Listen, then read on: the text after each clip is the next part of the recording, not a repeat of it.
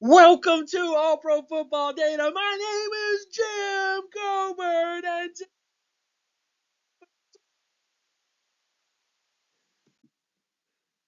Dallas Turner, edge rusher out of Alabama. We're going to be looking at him based on his production profile to kind of see where he compares to other prospects in the long pantheon of prospects to come out. Turner was a five-star recruit from St. Thomas Aquinas High School. Pretty famous high school. A lot of former NFL players have come out of there. Turner also has equity ownership in several companies, including his father's capital firm, Seven Hills, which is very interesting. That his father worked on Wall Street, did a lot of investments, and I think it's good. It's good on him to kind of start investing at a young age so that he has a bright future despite what happens in his career. But what we're going to talk about now is what his career is going to look like based on statistical data. And the first place you got to start on is defensive market share data. And I know everybody hates market share data, solo tackle market share, and things of that nature. Nobody likes market share data, especially the defensive position. They think it doesn't matter. Scheme. What about the scheme, Jim? The scheme they played in, Jim. The scheme they played in prevented them from being good football players, Jim. Listen, I know I get a lot of hate for defensive market share, but would you just look at the results? Look at the data. Just look at it. Look at it. Okay? Because when you look at the data, it shows you that there are outcomes. There's outcomes with it. If you hit high-end production, you're going to get with a list of guys that are Hall of Famers. And if you don't hit that area, you're going to be with other guys that are kind of starters. And then if you get even lower than that, you're going to end up with backups. So statistically speaking, the better you perform in terms of these metrics, the more chance you have of becoming a special prospect at the next level. And if that isn't enough evidence, if I can't just...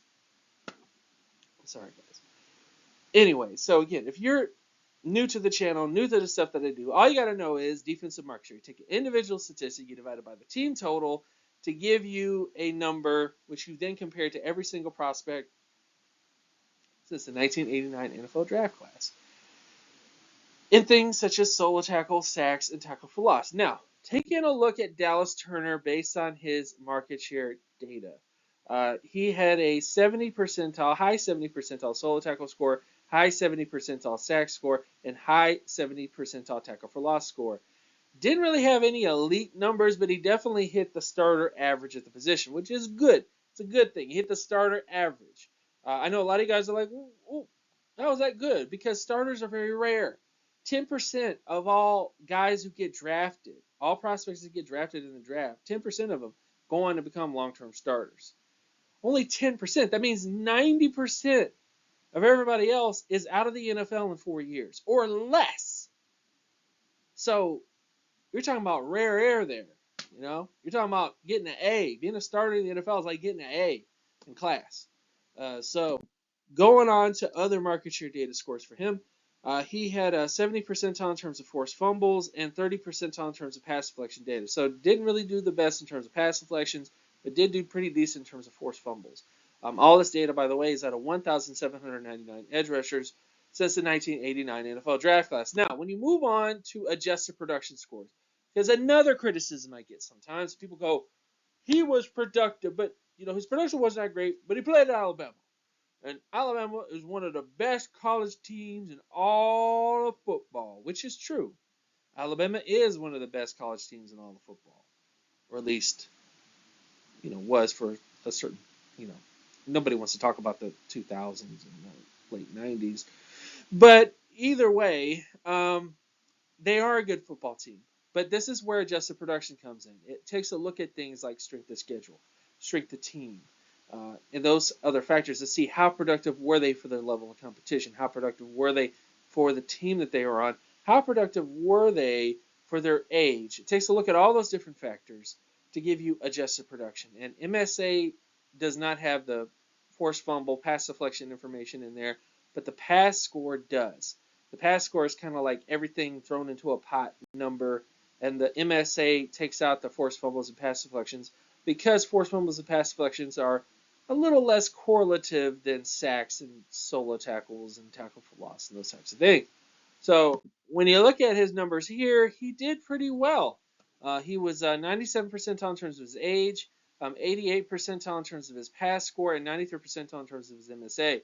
When you look at the averages at the position, in terms of all-pro averages, Pro Bowl averages, starter averages, he hit above all those numbers that you're looking for at the position. So this is where this number kind of kicks in, is that yes, he had 70, high 70 percentile production, but he did it at Alabama against a pretty tough competition, and he also did it at a very young age. So these are factors that definitely help out Dallas Turner a lot. Now, in terms of his comparisons, though, it's a little bit of a mixed bag. Guys like Shaq Lawson tested similar to him. Yetur Gross-Matos, who has yet to really do much in the NFL, but he tested similar to him. Tamba Hali, that's probably the best comparison for him, but Ali was also a much older prospect and actually did hit the 80 percentile in terms of tackle for loss. And then, of course, you have Michael Johnson, former Carolina Panther, who also is kind of in that sort of area as well. So in terms of comparisons for him, it's kind of like a backup to starter to Pro Bowl type guy, which is where we get to his outlook. Dallas Turner profiles as a backup to potential Pro Bowl edge rusher based on his data. He's not a slam dunk prospect due to his lack of elite production overall. The main data points keeping his stock up are his age and the competition he faced on and off the field at Alabama. So those are kind of the issues or concerns with him. But you would have liked to see more out of him without having to make that level of competition argument.